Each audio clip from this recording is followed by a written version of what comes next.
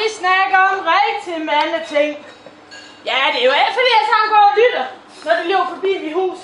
Men lidt kan man jo ikke undgå at høre, når de sådan snakker samtidig med de puster. Fordi Trine, hun fortæller rigtig meget. Hun fortæller længe, og nogle gange er jeg nødt til lige at følge lidt efter, for at få det hele med. Så er det sådan, når hun er ude at løbe, så har hun nogle gange sit børn med. 3 søge børn har hun. Ja, så cykler de jo og siger, jo. Ham, Anders, ham har jeg så rigtig set. Det er vist noget med, når de er på ferie, så er han med ud at løbe. I hvert fald sådan en enkelt gang. Ja. Men så var det jo at tænke, Trine, at I andre måske også ville følge lidt med i, hvad Trine hun egentlig går og laver. Eller man kan sige, løb og laver. Fordi det med at løbe, der er hun jo lige godt lidt vælgestærk. Hun har sat sig for, hun vil løbe en halvmarathon inden sin runde fødselsdag. Og hun, om hun ikke gjorde det. En aften, hvor jeg faktisk var ved at gå i seng, der kom hun løben flere gange. Anden gang, der var hende mand Anders med i Sibirien. Og det var vist noget med, at han skulle tælle kilometer. Og så skulle hun jo heller ikke løbe for langt. Så hun kunne lige køre med det sidste stykke. Jo, det er godt klart. Men vi kvinder i walk, vi er jo ret sage. Ja. Nå. Men når der så er lige sådan en ferie, så kører hende Trine mod rundt i Sibirien. Hun kører på arbejde, nogle gange flere gange over dag.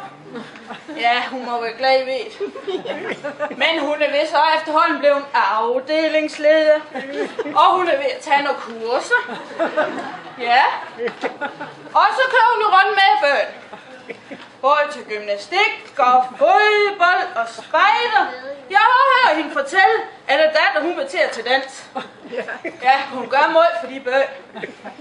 De kører op til familiesvømning, når det er vinter. Godt nok så er det altid Trine hun når med.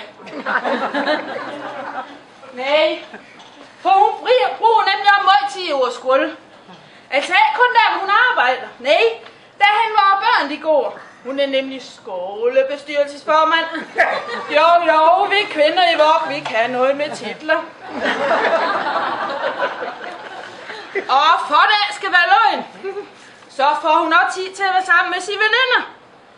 Og hvis hun lige har tid til at sige dem, ja, så ringer hun til dem, og så snakker hun i flere timer. Hun kan jo de hosmodelige dyder. Hun bager og laver hyldeblomsaft og går rent. Ja, hun har altid så pæn i sit hjem. Ja, jeg ved jo, fordi jeg nogle gange lige kommer forbi hende vinduet, når jeg er ude og gå med aftentur. Det er lige over vej nemlig. Ja.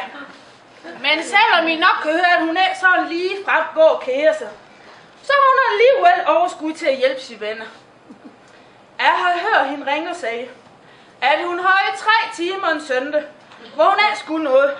Så der hun kunne da lige komme over en hav eller noget inden hende venindes datters konvention. Jo, hun kan, Trine. Og så er det jo ikke noget at sige til, at hun nogle gange blev lidt træt, hende Trine. En par enkelt gange har jeg hørt hende fortælle om, hvordan hende mand kan blive lidt gnaven, hvis hun falder i søvn, inden han når op i soveværelset. Men heldigvis for hende, på Samsø i år, så har jeg fået fat i en tage, op og inderlåren op. Og så vil han ikke have noget. Jo. Så der blev hun jo lidt foran. Og det løb hun. Når hun kommer derover Samsø i sommerhus, så kan hun slappe af. Jeg har hørt hende fortælle, hvordan hun laver ingenting en hel dag. Lægger hun tæp, drikker en øl, det kalder hun en sloger, og hun lægger en dame med flyvepad. Jo, vi kvinder i work, vi forstår det. Ja, Trine, du er jo noget ganske særligt. En af de seje kvinder for work. Tillykke og skål. Jeg må hjem til Walkbakker for at se, hvad der sker derude.